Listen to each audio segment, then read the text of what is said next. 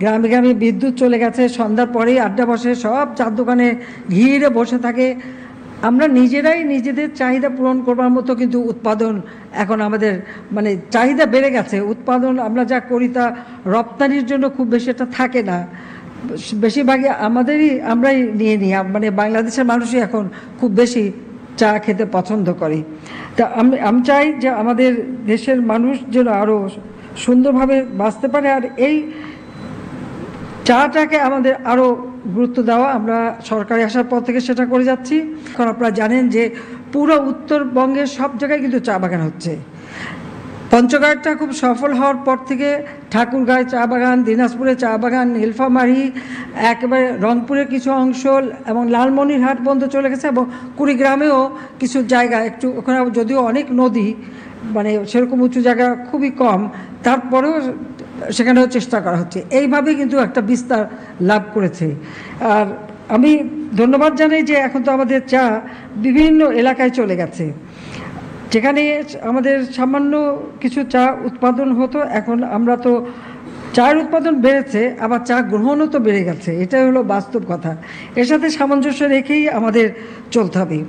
আর আমাদের এই উত্তরাঞ্চলে যে চা সম্ভাবনা দেখা দিয়েছে সেটা সম্প্রসারণ করা, সেটাকে আরও একটু যত্নবান হওয়া এবং কীভাবে আরও চা উৎপাদন করা যায় সে ব্যবস্থা করা।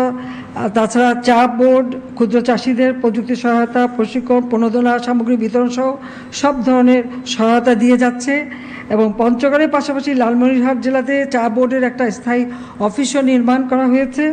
এক সময় যে সব জায়গাগুলি মানে গোচারণ ভূমি ছিল, এখন সেখানে চায়ের বলতে পারেন এখন আর কিচেন গার্ডেন বলতে চায়ের খেতই হয়ে যাচ্ছে মানুষের।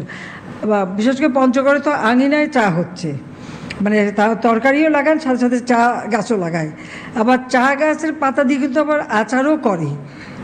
এটাও একটা সব রকম তৈরি করে আমাকে দিয়েছে, টেস্ট করে দেখেছি, নানা ধরনের ওই শাকের মতো করেও খায়, অনেক কিছুই করে তারা। আমি মনে করি যে এটা করার ফলে যে আমাদের একটা অর্থকরী ফসল হচ্ছে, যেটা দেশের মানুষের আর্থিক সচ্ছলতা এনে দিতে সহায়তা করছে। আর চায়ের চাহিদা তো বেড়ে যাচ্ছে।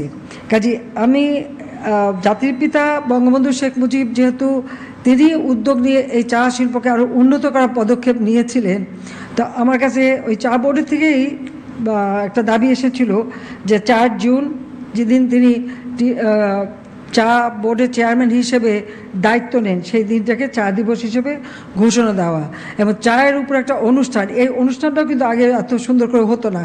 সেই অনুষ্ঠানটা আমরা করছি বলেই এখন এই শিল্পের দিকে মানুষের নজরও পড়ছে এবং এর উৎপাদন এবং চায়ের গুণগত মান বৃদ্ধি এবং বিভিন্নভাবে এর উৎকর্ষতা সাধনের বিভিন্ন পদক্ষেপ নেওয়া হচ্ছে।